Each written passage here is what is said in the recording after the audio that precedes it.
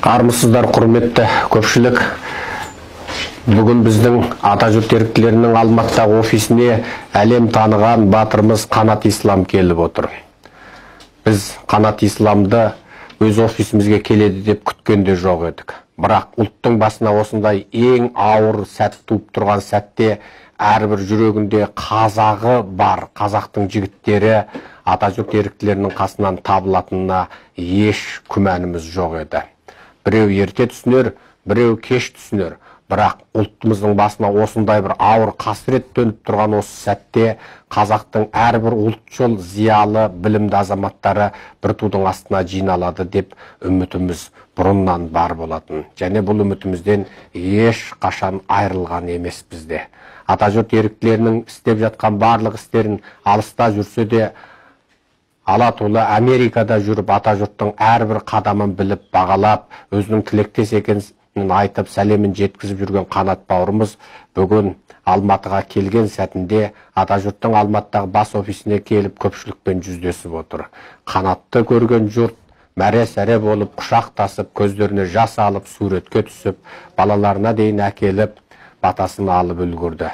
Міне қазақ халқының басына осындай ауыр күн туып отырғанда бізбен бірге болып, қайғымызды ортақтасып, және қазақтың басына түскен ауыр сынақпен бірге күресуге ниетті екенін білдіріп отырған Қанат бауырымызға ризашылығымызды білдіре отыра, және Қанат бауырымызбен Қытайдағы болып жатқан сұмдық оқиғалар туралы, онда жасап жатқан 3 миллион, тіпті одан да көп қандасымыздың басына түскен зұлмат зобалаң туралы сыр шертіскіміз келеді, ой бөліскіміз келеді. Ендеше әңгіме кезегі Қанат бауырымызда.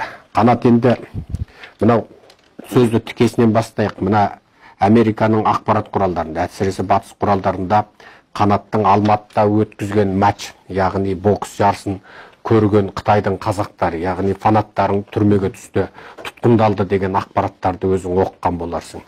Бұл туралы не айтасың? Енді білесіз ғой, мен еламан жұртыныш кезінде бұл өз ұлтыма төніп атқан қасіретті мен сол кезде айттым. Бұл қазақ ұлтының қандай, мінезінің қандай екенін сіз менен жақсы білесіз. Өйткені сіз нағыз ұлт зерттеуші, ұлт танушы, бүкіл әлемдегі қазақты сізден жақсы білетін мінезін адам жоқ шығар деп ойлаймын. Бар болса соның бірі сіз боласыз. Кей кезде өз ұлтымды жақсы көргенім соншалық қимайсыз жамандыққа. Бірақ біреуін жек көрсеңіз де, ұлт мәселесі болған кезде кім ұлтты жақсы көрді, кім ұлтына адал қызмет етті, соның қасынан табылу керекпіз деп ойлаймын. Бұл біздің әрбір нәрседе ұлттық мүдде болмаса, онда бір жеке құлқынның, жеке басының қараның қамы дейді ғой қазақ. Сондай болмасын деп, әрбір қазақ атана өз баласының, елінің, жерінің қамын жейтін ер болсын дейді. Сол үшін барлық мақсатымыз шетелде болсын, қайда болсын, батырлық кімге керек? Батырлық елге керек. Батыр болу үшін батыр болайық, елдің өзіміздің атын шығарайық, еліміздің атын шығарайық. Елдің мүддесін ойлайтын азамат болайық. Чемпион кімге керек? Қазақта батыр жетеді. Қазақта біз Қабанбай атамыздан асқан батыр жоқ қой. 70 жасына дейін жекпе-жекке шығып, жеңіске жетіп, жүзғанша жекпе-жекке шығып, соның бәрінде жеңіске жетті. Біздің жекпе-жек ол баланың ойыны ғой, шын айтқанда. Сол үшін біз мықтымыз, батырмыз деп айта алмаймыз. Ал ол батырлықтың артында, чемпион, батыр деген аттың артында үлкен жауапкершілік жатыр. Халқың сол жерге шығарды, нетті, сен не етеді екен, не істейді екен. Ал қазаққа ұлттың жайлы күйінбеген, ұлттың қамын жемеген, ондай боқмұрын маңқалар шын айтқанда керек емес. Біреудің сенің ішіп жеген, кигенің, бір жерге мына жерге барып демалғаны шын айтқанда біздің ұлттың деңгейі өте жоғары. Біз жақсы мен жаманды қазақ жермен көкте парықтаған, білесіз ғой. Барлық енді елге келген мақсатымыз да сол. Үлкен арман, осындай қазақтың тәуелсіз елінде көк туын көтерсек, соның бір кірпіші болып қаланып, ел үшін еңбек етсек деген ой. Өзіңіздің де арманыңыз сол, міне елге келіп, ан жақта арғы бетте жатқан бүкіл әлемнің әрбір жерінде жүрген әрбір қазақтың жоғын жоқтап, мұңдап жүрсіз. Сол секілді мен де осы Алматыда өткен жекпе-жекті өткізу мақсатымыз да сол болды. Өйткені білесіз, бүкіл спорттың отаны, жекпе-жектің әлемі Америка болса, басқа жерде бәрі ойлайды, жаңағындай Америкадан басқа жер мықты емес деп. Соны өзіміз дәлелдедік. Бізде осындай жекпе-жектер өткізуге болатынын істедік те, дәлелдедік. Өзіміздің еліміздегі бокстың деңгейін бір жерге апарып көрсеттік. Енді біз басқа нәрсе ойлаймыз, елдер басқа нәрсе ойлап жүр да. Енді бір жекпе-жекті көріп, мынау деген қай заман енді? Шын айтқанда, мәдениет сорттан көрсіндегі жағдай қазір біздің елде болып жатыр. Қытайда болып жатыр. Қытайда болып жатыр. Біздің туған жерімізде. Соған қарап таңғаласыз. Менің жекпе-жегімді көрген адамдардың ұсталғанын естіген кезде мен таңғалдым. Ол жерде де менің өзім жауапкершілігім бар деп ойлаймын. Бұл жерде мен Қытай өкіметінен қатаң түрде талап етемін. Менің әрбір жекпе-жегімді көріп, менің атым аталып, менің бір фотоға түсіп, менімен бір жекпе-жегімді көріп, тамашалап, соны бір-біріне жолдаған адамдардың босасын деп. Өйткені оны мен талап ету азаматтық борышым және менің құқығым. Және ол сен егер менің жекпе-жегімді Қытайда халық көрсе, фотоға түскенім үшін сотталатынын білсең, сен оған бармас дедің. Жоқ, бұл жерде мен бұрын жекпе-жектерді өткізіп жүрген кезде CCTV өздері сөйлесіп жүрді. Менің Алматыда өткен жекпе-жегімді бұлар ертесі көрсетті. Ал сонда ол жерде көрген бүкіл Қытай соттамаймын онда. Керек десе. Керек десе.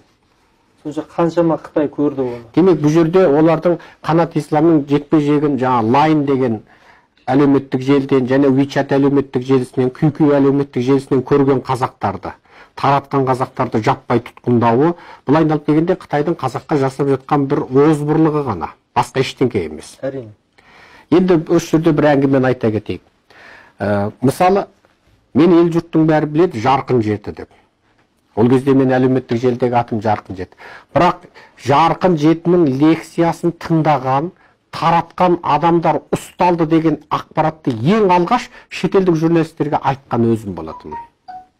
Сол кезде менің осы өзімнің жерлесім, ең жақын бауырым Оразбек Әлімбекұлы деген осы атажұрттың ең белсенді мүшесі қатты наразы болды. Аға, андағы сұхбатты бермеңіз, мен айтам, берем. Ол мен осыны аударып тұрып, ағылшыншасын, қытайшасына беремін. Сосын ол айтады, жауларыңызға сылтау тауып бересіз ғой. Сіз де осыда қаралап, Қытайда қазақ мәселесін көтеріп жүрген, сізге жауларыңыз міне Жарқын жетінің кесірінен деген отқа май құйып бересіз дейді. Мен айтам, жоқ. Есі дұрыс адамның бәрі білет, бұл Қытайдың қазақтарды ұстау үшін, соттау үшін тапқан сылтауы. Бар болғаны Жарқын жеті тек себеп. Оларға бір сылтау. Бұдан кейін тіпті олар түрің неге өте қазақы, сен неге жаңағы көбірек батыс жаққа қарайсың деп те сылтауратады. Кез келген сылтау менен ұстайды. Сондықтан мен Қытайдың қылмысын дәл осы факт ұсталғаны үшін, сотталғаны үшін, Қытайдың Жарқын жетінің лекциясы деп сылтауратып, оны заңына, кәдімгі адам тұтқындайтын құпия заңдарына енгізген үшін, ендеше мен онда бұны халықаралық ақпараттан жасырсам, онда мен Қытайдың қылмысын жасырған болмайын ба? Қытайдың қылмысын жасырып Жарқын жеті болғанша, Қытайдың қылмысын ашып жаманатты Жарқын жеті болайын. Деп Американың журналистеріне интервьюді бердім. Сонда жаңа Оразбек деген бауырым бар, қатты наразы болды. Кейін міне артынан белгілі болды. Бекболат Тілеуханмен фотоға түскен қазақтар сотталды, алды, түрмеде өлтірілді. Міне қазірге дейін 3 қазақ куәгерліктен өтті. Бекболат Тілеуханмен бауырым фотоға түсіп еді, інім фотоға түсіп еді. Солар сотталды, түрмеде жатыр деп. Алды түрмеден, жаңағы арызданудың нәтижесінде түрмеден шықты, босатылды. Енді ары қарай Шахановпен фотоға түскен қазақтар ұсталды. Роза Рымбаевтың концертін ұйымдастырған Жарқын деген жігіт түрмеде отырып, ақындар айтысын, мына Балғынбек, Жандарбектердің ақындардың айтысын ұйымдастырған жігіттер қазір түрмеде отыр, жаңағы шоу бизнестің жігіттері. Енді әрине тура сол сияқты Қанат Исламның боксын көрген, Қанат Исламмен фотоға түскен азаматтарды соның қатарында түрмеде отыр. Бұл жерде бұл жерде ешкім кінәлі емес, менің түсінігімде. Кінәлі Қытайдың компартиясы. Олар сол қазақтарды соттау үшін кез келген сылтауды тауып отыр. Жаңағы өзіме таныстырған қазақтың атақты батыры осы күнгі Қытайдың қылмысын ашып жүрген Қазақстан азаматы болғанымен Қытайға барғанда 125 күн түрмеде отырған Орынбек Көксебектің бір тас қойып жазатын бір керемет әңгімесі бар. Орынбек Көксебек өзі көп оқымаған жігіт. Бірақ оның тас қойып жазатын бір керемет сөзі бар. Менің Қытайға барғанда 125 күн түрмеде отыратын еш қылмысым жоқ дейді. Менің қылмысым қазақ болғандығым дейді. Міне, Қажығұмар Шабданның да сөзі тура осындай. Менің қылмысым дейді. Туылғаннан өлгенге дейін менікі қылмыс дейді. Қытай үшін алғанда қазақ болып дүниеге келгеніміз, сол Қытайдың өзінде Іле қазақ автономиялы облыс, Іле аймағы, Тарбағатай аймағы, Алтай аймағын иелеп отырғанымыз, Санжы, тіпті ана Боғданың көліне дейін, ары Ақсай, Көккөлге дейін қазақта сол территорияны, ежелгі Үйсін елінің территориясын ұстап отырғаны, және малын жанын өсіріп, өзінің дәстүрінен айнымай, тастай қатып сол жерге қаққан шеледей болып отырғаны Қытай үшін алғанда кешірілмес қылмыс болып тұр. Әрине, бұл жерде менің ең бірінші разы болатыным, ата жұртпенен тілектес, ниеттес болып, сол алыста жүрсең де біздің бүкіл әрбір іс-әрекетімізді көріп, бақылап, қадағалап, әрбір жетістігімізге қуанып, әрбір қате кеткен, мүлт кеткен жерімізге ашынып отыратының үшін мен қатты разымын. Рахмет. Жалпы Қытайдағы өзіңе байланысты болып, фотоға түскен үшін не жалпы кез келген қанат исламға байланысты болып тұтқындалған қазақтың мөлшері қанша деп ойлайсың? Енді оны нақты ақпарат жоқ менде. Айта алмайсың. Нақты айта алмаймын. Енді мүмкін оны сіздің енді қазіргі маңайыңыздағы адамдарыңыз арқылы оны тауып шығуға болады. Тауып шығуға болады. Себебі бізге өте көп ақпараттар келеді. Мысалы, кез келген ақпаратты біз 10 минут, жарым сағаттың ішінде тауып шығамыз. Мысалы, мынандай диалогмен ұсталған адамдар бар ма? Қазақтар бірден хабарласады. Халықаралық ұйымнан мынандай қазақтарды сұрап жатыр, осындай қазақ арызданып еді. Бірден, иә, мен арызданып едім, өз бетіммен деп шыға келеді. Ендеше оны да тауып шығуға болады. Мысалы, бізге жуырда адамдар, мысалы, Шахановтың кітап үйінен шыққан үшін сотталған қазақтар хабарласып жатыр. Қазақстандық жұлдыздарымен концертін ұйымдастырған үшін сотталып жатқан қазақтар бізге хабарласып жатыр.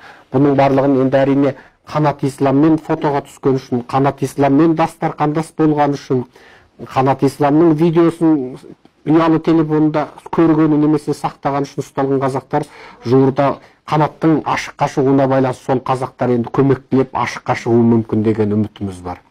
Жалпы Қытайдың осы қылмысы, сенің Қытайдан анау 2010-дарда бері келуің, сол кезде сенің Қазақстанға келіп Қытайдың қазаққа жасаған қиянаты туралы ең алғашқы сұхбаттарың, одан кейінгі Батырдың көз жасы деген құжатты фильмдердегі көрсетілген дүние, қазақтардың жаңағы ар-ұжданның тапталған туралы айтуың, сол кезде жатып сен мүмкін Қытайдың бүгін осындай бір фашизмге баратынын сезген шығарсың. Енді Аллаға шүкір, енді Қытайда жүріп, Қытайдың ең бір жоғары енді ордасы ғой енді. Анамна Қытай емес, Пекиндегі ең сол сарайын жағалап жүргендердің керек болса, солардың президенттің қасында да болдық. Олардың да үлкен жиналыстарында болдық. Жалпы енді ұлттың жаманы жоқ деп айтып жатады ғой. Бірақ менің ұстазым айтатында, Қанат дейді, Қытайдың ең жақсысын дейді, біздің ішіміздегі шыққан ең жауызын мен айырбастамаймын деп айтатын еді. Сол секілді бұл кісі бізге бұл ұлтты терең түсіндірді де маған. Қазір енді көріп жатсыздар да, бұл ұлт қай деңгейде бүкіл әлемге өзінің мықтылығын күшімен күш көрсететін күшпен, ақыл айласымен керек болса, мен деген қазақтарды сатып алып, өзіне қарай жұмыс істетіп жатыр да. Оны бүкіл білетін қазақтар бар, білмейтін қазақтар бар. Білмейтін қазақтардың өзін көріп жатсыз, керек болса, Қытайдың сөзін сөйлеп, сол Қытайдың нанын жеп сізге қарап үріп атқаны, ол бойында қаны бар қазақтың, бойында намысы бар, мен қазақпын, еркекпін деп айтатын жігіттердің талай жүр. Ол шындық. Ал егер де нағыз намыс болса, соны істемейтін еді. Ол не итермеледі? Оны жымысқы саясаты соған әкелді. Сол секілді енді Жалпы Аллаға шүкір, қазір ол жерде де 3 миллионға жуық қазақ өмір сүріп жатыр. Біз бұл жерде енді осындай қиын әрбір ұлтымызға, әлемнің әрбір жерінде, әрбір қазақ жылаған қазақтың көзінің жасын сүртіп, соның айтқан, айғайлаған, жылаған дауысына құлақ түріп, соны мұңын мұқтап, жоғын жоқтамасақ, сенің алған тәуелсіздігің, сенің алған егемендігің, сенің жоғын жоқтайтын ел ағаларың болмаса, ол одан ауыр қайғы жоқ шығар деймін. Сол секілді ол елдің қамын жеп жүрген кезде, сізді балақтан кеп тістеген кезде, бір ағамыздың айтқан сөзі бар ғой, ауырмайды Иә. Басы шапқанында айтқанында, бірақ өз ауылдың иттерін қапқаны. Иә. Деген секілді ауылдың иттерінің қапқаны қиын да. Сол үшін сізге де сол ауыр тиесін шығар деп ойлаймын өзім. Оны өйткені ер азамат болып сыртта жүрміз ғой, енді қанша жыл сыртта жұмыс істеп жүргеннен кейін оның сізге әрбір бір ауыз жылы сөздің сізге өте керек деп ойлаймын қазір. Сол үшін біз бұл жерде елдің ішіне іріткі салу емес қой. Еліміздегі өзіміздің қазаққа ие болайық бірінші. Сол жақтағы қазағымыздың мұңын мұқтайық. Біздің қазағымыз жіберсін. Қалғанда неміз бар? Біз ол елді бар бөлшектейік. Ол ел туралы бір жаман сөз айтайық. Деп жатқан жоқпыз. Тек қана біздің сол жерде жатқан бейшара қазақтарымызға тиіспесін. Келем деген жібер. Тек қана айтарымыз сол жерде. Және ол халықаралық заңдарға сай бұл талабымыз. Әрине. Барлығын өзіңіз білесіз, сауатты, қай жерде кімге қалай сөйлеу керек, сіздер де солай сөйлеп жатсыздар. Сол үшін бұл жерде әрбір қойын бағып, жылқысын бағып, саясатпен білетін адам, осы ақпарат білетін адам сіздің айналысқаныңыз бізге жеткілікті. Біз тек қана сіздің қасыңызда, жыртығыңызға жамау болып қасыңызда жүрсек, соның өзі сізге бір үлкен демеу шығар деп ойлаймын. Мен ойлаймын, менің маңайымда мыңдаған, жүз мыңдаған жігіттер бар. Менің бүкіл жанкүйерлерім бар. Олар да мен жақта деп ойлаймын. Мен жақтағы адамның барлығы ол сіз жақта деп ойлаймын. Сол үшін бірге әлі талай қазақтың жоғын жоқтайық. Алда жақсы күндер күтіп тұр бізді. Осы тәуелсіздікке ие болатын, елім, жерім дейтін азаматтар қасыңызда болса, әлі талай елімізге адал қызметтер істейтін боламыз. Рахмет. Әрине, шеттен келген қазақтың бірінші тілейтіндігі, әсіресе өзің сияқты, мен сияқты отанына оралған әрбір қазақтың бірінші Құдайдан тілейтіні Қазақстанның тәуелсіздігінің баяндылығы. Қиямет қайымға дейін, заман ақыр, жер тақыр болғанға дейін қазақ дейтін елдің тәуелсіз болып, тыныш, бейбіт, баянды болып, тұрақты болып, дамуы, ол әрбір қазақтың жатса тұрса Құдайдан тілейтіні. Ал біздің істеп жатқанымыз тура өзің жаңа бағалап отырғаныңдай, осы бейбітшілікті сақтап отырып, халықты көшеге шақырмай, сауатты түрде ақ қағазға қара сиямен жазу жазып, арыз жазып, қай туысын қамалды, қай көршін қамалды, қай жақынын қамалды, соны әлемдік қауымдастықтан бірінші, екінші Қазақстанның құзырлы мекемелерінен, елбасынан, сыртқы істер министрлігінен, керектесі ұлттық қауіпсіздік комитеті, Нұр Отаннан көмек сұрау. Және бұны кем дегенде, мейлі олар қаншалық деңгейде көмектеседі, ол болашақтың еншісінде. Бірақ бұны кем дегенде ақпарат күйінде сол құзырлы мекемелерге жеткізіп отыру. Ары қарай оны шешу, ол билік органдарының өз еншісі. Біздің міне 3 жылға таяу уақыттан бері айналысып отырған жұмысымыз осы.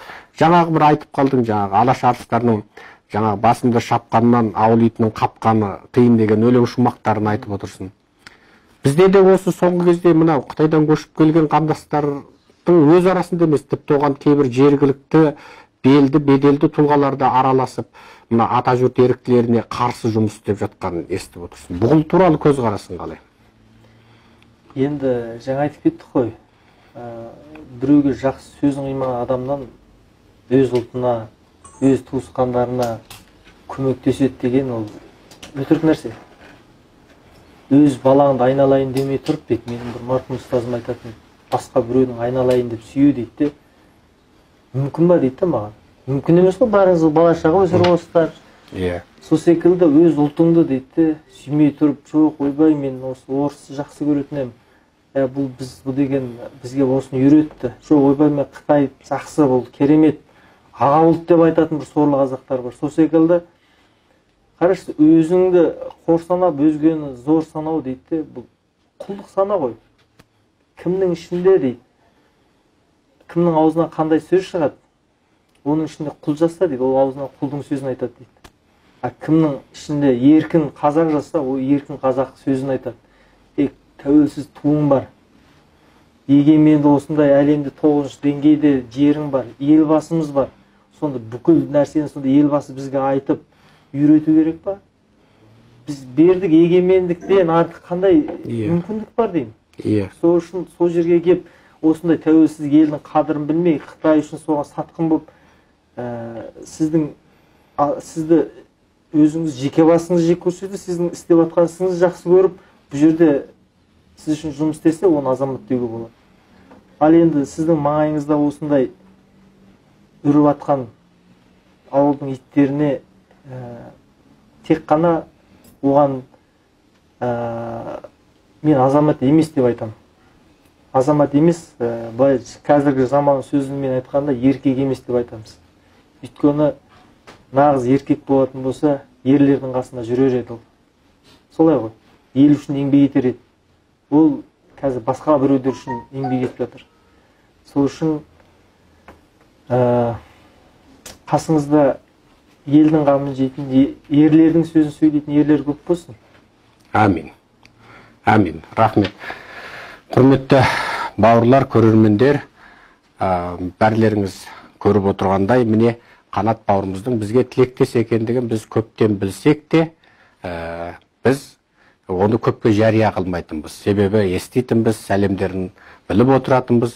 Қанат Ислам бауырымыз туралы ең алғаш Қанат Қазақстанға қоныс аударғанда Қытайдағы ең атақты сайттарда үлкен дүбір басталған. Ойбай, Қанат Қазақстанға кетті, туған жерін тастап кетті, су ішкен құдығына түкіріп кетті дейтін бір топ құл-құтанның тұқымы шығып, қожаларының алдында ұялып кірерге тесік таппай, беттерімен жер басып қалған құсады. Әлеуметтік желідегі осы айқай шуды басу үшін қожасынан ұялып жүрген құлдарды жұбату, немесе Қытай қазақтарындағы құлдық сана дейтін ең алғашқы мақаламызды жазып жариялағанбыз. Сонда өзінің туған жерін тастап, өз отанына кеткен Қанат қан емес деп қаншама адамдардың тізімдігін беріп, жаңағы құл мінезді құл-құтандардың көкірегіндегі аталмыш ұятты біз бір өшірген сияқты болған болатымыз. Мен енді Қанат бауырым, жаңағы әңгімемізді өзің айтып отырсың, сол ертеректе Қытайдағы сайттардан оқып біліп отырдым дейсің. Рахмет саған. Енді біздің осы істеп жатқан ісіміз ежелдің ежелінен сол өзің Қазақстанға келіп, ақпарат құралдарында шығып, Қытай қазақтарында құлдық сана туралы айтып, елге көшпеген туралы налып, сөйтіп жүргенде, қысқасы біздің иелеп жүрген теріміз, өз бір терінің пұшпақ екендігі сол заманнан белгілі болды. Енді не айтамыз? Өкінсекте 27 жыл өтіп кетті. Ал артта тағы 3 миллион қазағымыз жатыр. Олан қайыр территория тұр. Ол территория кешегі Әкбар мен Сейіттің ту тіккен жері. Кешегі Үйсін патшалығынан мұраға қалған жер еді. Кешегі Оспан батыр сол жер үшін шахид болып еді. Кешегі жерде Дүнгенде, Қалмақта, Ақ Орыста, Қызыл Орыста сол жердің қазағын қынадай қырып еді. Кешегі төрт би бірігіп төре сайлаған жер еді. Кешегі Абақ Керейдің елі, Уақтың елі, Қызай ананың елі болып, сол жерде үлкен арыстар болған жер еді. Ал сол жерімізді тастап біз бір тудың астына жиналамыз деп Қазақстанға келдік. Ал о жақтағы арттағы еліміздің тағдыры міне қазір осындай қалды. Ал енді ары қарай халықаралық деңгейде осы мәселені көтеруден, енді әлемдік аренада жүрсің, спортта жүргенмен күнде бокс, күнде шайқас емес қой. Мүмкін журналистер қауымдастығына осы Қытайдағы сұмдық адамдық құқықтың тапталуын, қазақтардың адам ретінде аяқ асты болып жатқандығын, ондағы азшылық қауымдарды ары қарай көтерудің бір мүмкіндіктері, тетіктері бар ма? Енді қазір мен де Америкаға жиналып жатырмын.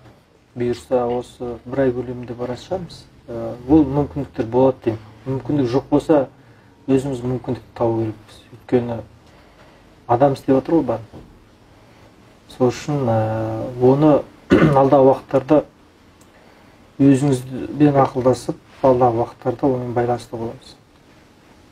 Бізге мысалы қазірге дейін Washington Post келді, New York Times келді. Осы 2019-дың жаңағы 10-шы қаңтарында келді Нью-Йорк Таймстан, жаңа Аустин Рамзи деген атақты журналист келді. Ол кісінің жазған мақалаларының өзіне мысалы Трамптың өзі бөлісіп отырады.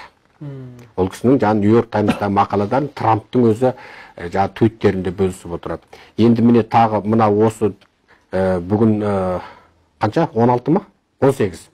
18 қаңтар, ертең сенбі 19 болса, 20 қаңтарда бізге тағы да Америкадан атақты журналист келіп отыр. Бізде жалпы жиналған видео арыздың өзі 10 мыңнан асады.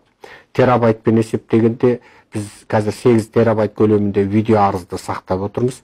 Енді Америкаға жиналып жатыр екенсің, онда біз жазбаша арыздың ағылшынша нұсқасында, видео арыздардың жаңағы оригинал HD форматта, Full HD форматтағы нұсқасында қолыңа ұстатып жіберейік.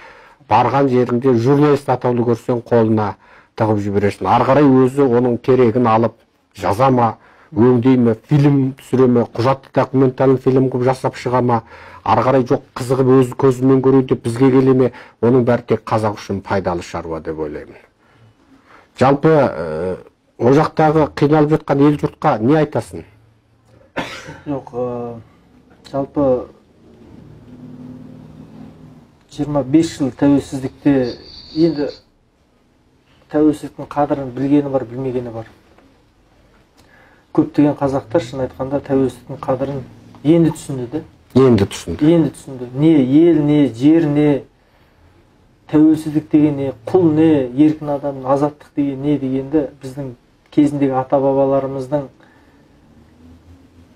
тек екі немен соғысқа шықты, жер дауы, жесір дауы. Біз тек өзіміздің аналарымызды қорғау үшін, осы жерді қорғау үшін ғана атқа қонған ата-бабаларымыз. Соны біз бұрын ертегі секілді оқып кетті де бізге кітапта. Соның қадірін енді түсінді де. Бұлай қарап, жаңағы қарғайын десең, жалғызың, қарғамайын десең, жалмауызың дегендей заман болып тұр да. Біреу ойбай кетпе дегенде кетті, біреуі кел дегенде келмеді. Неге біз осы өзімізден іздейміз, 25 жылдың ішінде біз осы егемендік туралы, ел туралы, елдіктің не екені туралы біз өзіміздің елге, жұртқа, жалпы халыққа соны аз түсіндірген шығармыз.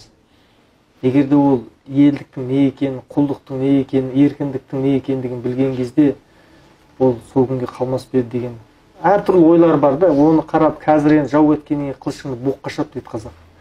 Сол үшін қазір қолыңыздан не келеді? Істеп қалайық.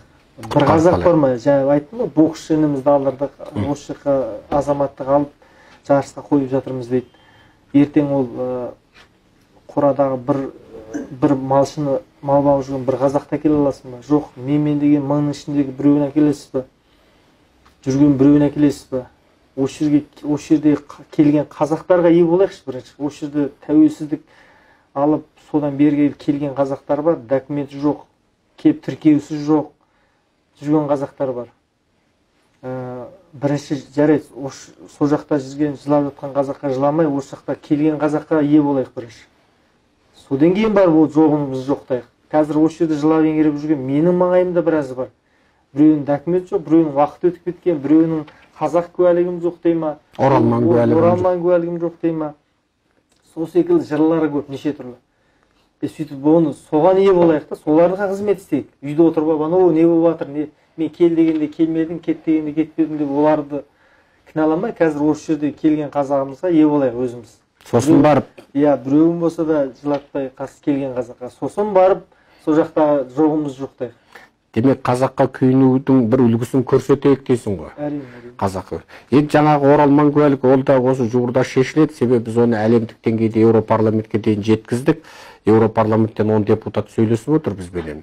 Егер оралман куәлігінің кесірінен оларды азаматтыққа қабылдамай, әлдеқандай Қытайға қайтаратындай жағдайда біз Еуропадан оларға саяси баспана береміз дейді. Демек қысқасы қандай болсын, тіпті құжатсыз жүрсін, паспорты бітіп кеткен Қытай паспорт, немесе Қазақстан су жаңа паспортты жаңалап алып кел, оған Қытайдың Қазақстанда консулы жаңа паспорт бермей Қытайға бар деп тұтқындалып жатқан қазақ қаншам. Демек соның бәріне біз енді Еуропа жақтан саяси баспана дегенді сылтауратып, олардың Қытайға барып түрмеге түсуінің алдын алайық деп отырмыз. Бұл енді біздің қазірге дейін ойлап жеткен бірден бір амалымыз. Себебі Қазақстанда заң қатып тұр. бір Қытайдың қазағының құжаттарын жинап болғанша Қытай паспортының уақыты өтіп кетті. Біздің заң бойынша оны уақыты өтіп кеткен құжат бойынша қабылдамайды. Енді заң бойынша Қытайдың Қазақстандағы елшілігі оған паспорт беру керек жаңадан. Бірақ ол айтады, өзің тұрған жеріңе барып паспорт алып кел дейді. Ол аңқау қазақ Қытайға барады, түрмеге түседі. Сөйтіп бала шағасы мұнда аңырап қалады. Оны біз асыраймыз. 2 жыл, 3 жыл бойы. Осындай деладар көбейгеннен кейін бізге екі-ақ түрлі жол болды. Бірі біздің көші-қон заңын өзгерту керек. Жаңа құжаты уақыты өтіп кетсе де қабылда деу керек. Бірақ оған біздегі қалыптасқан жүйе ырық бермейді. Ендеше біз Еуропадан көмек сұрадық. Еуропа келісім беріп тұр бізге. Егер осы азаматтық ала алмай, кез келген сылтаумен ала алмай жүрген қазақтар болса, Қытайға жібермей алып қалуға біз келісеміз. Бірақ бұл мәселені уақытында қозғаңдар дейді. Сендер тараптан қозғаңдар, біз жауап береміз дейді. Сонымен келісіп, қазір енді осы мәселенің жауабы күтеді деп отырмыз. Ал жалпы жаңағы өзіміз шай ішіп отырып әңгімелескендегідей, өткенде естідік мына жершілдік, рушылдықтың дертімен ауырған бір топ азамат Серікжан Біләшұлының басын шабамыз деген әңгіме әлеуметтік желіні кезді. Жаңағы одан кейін екінші мәселе Серікжан Біләшұлын сотқа тартамыз деген әңгіме. Осы туралы құлағыңа жетті ме ол әңгімелер? Жалпы осы әңгіме осы шыққаннан кейін жалпы мен сізге кезуімді тездеткеннің бір себебі сол болды. Яғни бұның пайдасы болды дейсің? Пайдасы мүмкін, ол әрқандай нәрсенің өз Алла қайырын береді деген себебі бар. Өйткені қазір білесіз, басында сіздің маңайыңызда адам көп болды, барлығы бір жеңнен қол шығарып, бір жағадан бас шығарып, қасыңызда болды. Енді ол кезде кеп бір қасыңызда жылтыңдап, не дейміз енді, ол істеп жатыр бір адам. Тек жақсылық тілейміз, сыртыңыздан жақсы сөз айтамыз. Ал енді бұндай шын айтқанда іштен шыққан жау жаман деп біреу ұруды айтады, біреу жерді айтады, біреу біз мына жақта үлкен елдің, жұрттың әңгімесін айтып olsаң, біреу келіп саған өзінің семьясының әңгімесін айтып отыр да, шын айтқанда. Бұл жерде ұлтың бола ма, ұруың бола ма, маған есе жеті атаң қайдан келсең одан кел. Қазір бізге ең бірінші мақсат біздің сол жақтағы жылап жатқан қандастарымыздың мүддесі. Солай ғой. Иә. Ал бұл жердегі оны ұрлық деңгейге түсіріп, жерге бөліп, үйтіп жатса, ондай адамдарды жалпы үлкен жұмысқа араластырмау керек шығар деп ойлаймын. Өйткені сізбен жеке басының шаруасын әкеп ұлттық мүдде әкеп тіремеу керек. Енді бұл жерде әркім өзінің деңгейін көрсетті деп ойлаймын. Негізі ол сондай ауылда қой бағатын адам. Не болмаса бір қатынына ие бола алмай, соның сөзіне шыға алмай отырған бір сорлы біреу. Ал ол кеп ұлт жайлы біздің ерлер айтатын әңгімені айту оған жараспайды. Сол үшін тілерім, ерлердің әңгімесін айтсын, елдің әңгімесін айтсын. Ал сондай жаңа құлқытандар өзінің қатын баласының басын соларға дұрыс қарап, өз алдына келген адаласын ішіп, тыныш жүрсін деп айтам. Ал енді басқалай күш көрсетіп, басқалай қитұрқы жағдайға барып жататын болса, бізде де ел бар, ел ағаларымыз бар, ел басымыз бар. Бізде ел болып, неге сізді ақтауға, сізді жақтауға, бізде оларды қосамыз. Енді олар ашық шайқасқа келсе, онда ашық Құдай берген ринг бар. Ал өзіміздің адал ата заңымыз, сотымыз бар. Сол арқылы сөйлесесіз. Сол үшін бұл сіздің қасымызда екенімізді білсе, қазір талай менмен жүрегі қазақ деп соққан талай азамат өз ойынан өзгеріп, жеріне бірінші, жер біздің Қазақстан тәуелсіздік жеріміз. Соған ие болу керек. Солай ғой. Алтайың не, тарбағатайың не, маған есе басқасы не. Қазір өзіміздің осы тәуелсіз, осы сызылған осы территориямызға ие болып, елбасымыздың айтқанынан шықпай, осы тәртіпті сақтасақ, бізге ең үлкен мүдде. Ал енді бұл жаққа келіп, сен керейсің, сен наймансың деген, оны барып үйіңе барып қатын балаң айтуын. Мен солай айтқым келеді. Сол үшін сіз де еш нәрседен уайымдамаңыз. Ит үреді, көшіреді дейді. Сол үшін ең негізгі күшіңізді, энергияңызды өзіңіздің арғы бетте жатқан қандастарыңызға арнап алаңсыз жұмыс істеңіз деп айтамыз. Рахмет, Алла разы болсын.